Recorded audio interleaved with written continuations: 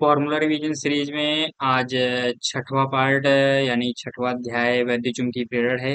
जिसमें आज पहला टॉपिक हम डिस्कस करने वाले हैं चुंबकीय फ्लक्स। क्या? चुंबकीय फ्लक्स जिसको क्या कहते हैं, फाई बराबर बी डॉट ए। फाई बराबर बी ए कॉस थीटा। अगर किसी एंगल पर है बी और ए, अगर सेम फेज में है तो बी डॉट ए, लेकिन अगर किसी एंगल थीटा पर है तो क्या हो जाएगा, बी ए कॉस थीटा, चुंबकीय फ्लक्स का मान। ठीक है। और उसके बाद दूसरा टॉपिक हो जाएगा फैराडे का प्रेरण का नियम। ठीक, फैराडे का प्रेरण का नियम आप याद कर लीजिए, ई बराबर माइनस का N D phi by D T.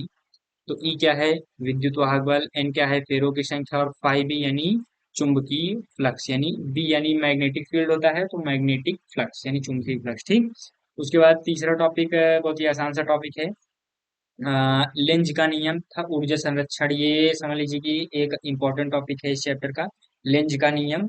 बहुत ही, लेंज का नियम हो गया इसके पहले चैप्टर में, बायो सेवर्ट का नियम। ये सारे जो नियम्स होते हैं, एम्पियर का प्रगति नियम, ये जो नियम है ये बहुत ही इंपॉर्टेंट होते हैं। इसको आप जरूर, ये जो मैंने तीन नियम आपको बताए, इन तीन में से आपके एग्जाम में निश्चित रूप से कम एक तो जरूर से जरूर आएगा।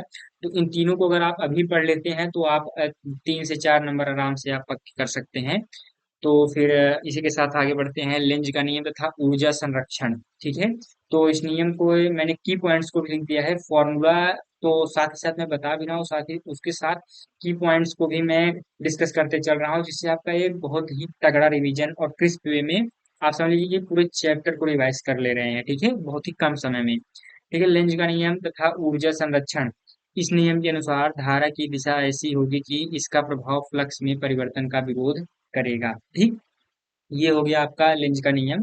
तो यहाँ पे फ्लक्स में परिवर्तन का विरोध करेगा, यानी कि जब हम, ये नॉर्थ पोल है यानी ये एंटी क्लॉकवाइज है, तो ये जो नॉर्थ डायरेक्शन है, तो ये नॉर्थ और नॉर्थ एक दूसरे को अट्रैक्ट कर रहे हैं, लेकिन जबकि वहीं पे यहाँ पे साउथ यानी ये क्लॉकवाइज, तो ये जो नॉर्थ पोल है ये पीछे की तरफ आ रहा है। नॉर्थ और साउथ दोनों अपोजिट हैं, तो एक दूसरे को अपोज कर रहे हैं, और यहाँ पे सेम है दोनों का पोल, तो ये दूसरे को अट्रैक्ट कर रहे हैं। ठीक है, यही लेंज का नियम है। ठीक। और ऊर्जा संरक्षण क्या होता है, आपको पता ही है कि ऊर्जा एक स्थान से दूसरे स्थान, मतलब सॉरी, एक रूप से दूसरे रूप में परिवर्तित हो सकती है, या एक रूप से दूसरे रूप में इसको बदला जा सकता है, लेकिन इसे नष्ट नहीं किया जा सकता। इसी को ऊर्जा संरक्षण कहते हैं। ठीक। और उसके बाद अन्योन्य प्रेरण की बात करते हैं, जो कि पांचवा टॉपिक है, अन्योन्य प्रेरण। अन्योन्य प्रेरण में ये दो कुंडलियां हैं, मतलब दो फेरे हैं। ठीक। तो यहाँ पे क्या है कि पहले मैं इसको पढ़ के आपको बता देता हूँ इस पॉइंट को, कि यह दर्शाता है कि किसी कुंडली में परिवर्ती धारा समीपस्थ कुंडली में विद्युत वाहक बल प्रेरित कर सकती है। यानी कि ये जो समीपस्थ इसका क्या है, कुंडली है, उसमें क्या विद्युत वाहक बल प्रेरित कर सकती है। अगर इसमें अगर धारा अगर प्रवाहित की जाए तो इसमें भी धारा उत्पन्न हो जाएगी इसके कारण। ठीक, पहले वाले के कारण। तो विद्युत वाहक बल प्रेरित कर सकती है। प्रेरित विद्युत वाहक बल का परिमाण धारा परिवर्तन की दर तथा दोनों कुंडलियों के अन्योन्य प्रेरकत्व, क्या, अन्योन्य प्रेरकत्व पर निर्भर करता है। ठीक। तो यहाँ पे क्या हो जाएगा, जो फाई टू क्या है, phi two equal to M I. M I यानी मुंबई इंडियंस, तो phi two equal to Mumbai Indians, M I. ठीक। तो एम इज म्यूचुअल इंडक्टेंस, यानी एम क्या है, म्यूचुअल इंडक्टेंस, यानी एम को हम क्या कहेंगे, अन्योन्य प्रेरण। ठीक। तो अन्योन्य प्रेरण को दर्शाने के लिए हम एम का प्रयोग करते हैं। ठीक। तो यहाँ पे जो ई टू यानी ये ई है, तो ई यानी ये विद्युत वाहक बल को दर्शाने का सिंबल है। जैसे कैपिटल ए लिख देते तो वो इलेक्ट्रिक फील्ड हो जाता है, लेकिन यहाँ पे विद्युत वाहक बल को दर्शाने के लिए ये इस तरीके से साइलेंट जैसा कुछ है, तो ई का प्रयोग करते हैं इस तरीके का। तो इसका फॉर्मूला क्या हो जाएगा, माइनस का M D I by D T. तो इस टॉपिक का मतलब मेन जो कोर फॉर्मूला है वो यही है कि माइनस का M D I by D T. ठीक। फिर स्वप्रेरकत्व छठा टॉपिक है, स्वप्रेरकत्व। तो बहुत ही समझ लीजिए ये छोटा चैप्टर है। तो छठा टॉपिक स्वप्रेरकत्व है। स्वप्रेरित, मैं इसको पढ़ के समझा दे रहा हूँ, स्वप्रेरित विद्युत वाहक बल को विद्युत रोधी विद्युत वाहक बल भी कहते हैं। इसको विद्युत रोधी विद्युत वाहक बल भी कहते हैं, क्योंकि ये परिपथ में किसी भी धारा का विरोध करता है। यानी ये परिपथ में धारा का विरोध करता है, इस नाते इसमें देखिए निगेटिव सिंबल आया है, माइनस का सिंबल, क्योंकि ये धारा का विरोध कर रहा है। ठीक, यानी निगेटिविटी फैला रहा है, एक तरीके से समझने के लिए ये समझ लीजिए।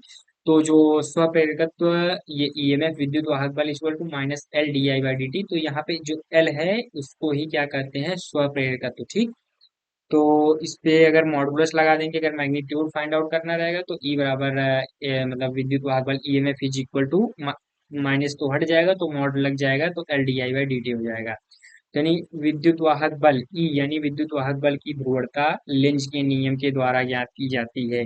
इसकी ध्रुवणता ज्ञात करनी होगी तो वो लेंज के नियम के द्वारा ज्ञात की जाएगी। ठीक, उसके बाद सातवां जो टॉपिक है वो है संचित ऊर्जा। संचित ऊर्जा के लिए जो फॉर्मूला है यू बराबर हाफ एल आई स्क्वायर। ठीक, half L I square, L यानी ये म्यूचुअल ये स्व प्रेरकत्व का मतलब दर्शाने का एक मतलब सिंबल है, इसे स्व प्रेरकत्व कहते हैं। ठीक, और उसके बाद आठवां जो टॉपिक है प्रति एकांक आयतन में चुंबकीय ऊर्जा। प्रति एकांक आयतन में चुंबकीय ऊर्जा क्या होती है? B square upon two mu naught, U be equal to the B square upon two mu naught चुंबकीय ऊर्जा। लेकिन जब वही प्रति एकांक आयतन में वैद्युत ऊर्जा, ये हमने दूसरे चैप्टर में भी पढ़ा था, तो यहाँ पे फिर से रिवाइज करा दे रहा हूँ कि half epsilon naught E square होता है। ठीक, तो यानी प्रति एकांक आयतन में वैद्युत ऊर्जा half epsilon naught E square, और प्रति एकांक आयतन में चुंबकीय ऊर्जा B square upon two mu naught. तो ठीक, तो यहाँ तक 9 ही फॉर्मूले थे, इसमें मैंने आपको 9 के 9 बता दिए। और इस चैप्टर के मतलब बहुत ही लिमिटेड, बहुत ही कम फॉर्मूले थे, मैंने आपको बता दिया। यानी समझ लीजिए कि 10 से 15 मिनट की वीडियो में आपको पूरे समझ लीजिए चैप्टर का एक थॉरो रिवीजन करा दे रहा हूँ, क्रिस्प वे में रिवीजन करा दे रहा हूँ। आप घंटों घंटों 3-3 घंटे 4-4 घंटे पता नहीं क्या वन शॉट महामैराथन देखते रहते हैं, उसका कोई फायदा नहीं मिलने वाला है। जो आप उस 3-4 घंटे को अगर आप बुक में लगाएंगे तो 3-4 घंटे में उससे ज्यादा, उससे बढ़िया कंटेंट आप प्राप्त कर सकते हैं बिना किसी प्रॉब्लम के। और आप अगर रिवीजन कर रहे हैं तो कम समय में रिवाइज करिए। रिवीजन का मतलब ही क्या है? आप अगर 3-4 घंटे अगर उस हिसाब से, तो आप पार्ट वाइज भी लेक्चर देखेंगे तो 3-4 घंटे में चैप्टर खत्म हो जाएगा। तो महामैराथन की आवश्यकता ही क्या है, पहली चीज। और दूसरी चीज, यहाँ पे अगर आप रिवीजन करना ही चाहते हैं तो कम समय में कीजिए ना, खुद से रिवीजन कीजिए। Self revision is much more better than महामैराथन। ठीक है, तो उस पे बहुत ज्यादा फोकस मत कीजिए। मैं ऐसा नहीं बिल्कुल कह रहा हूँ कि बहुत ही मतलब महामैराथन बहुत गंदी चीज है, लेकिन भाई कम समय में अपने आउटपुट को देखिए। समय तो ऐसे ही कम बचा है, 3-4 महीने ही बचे हैं, तो अपना समय सही जगह पर लगाएं।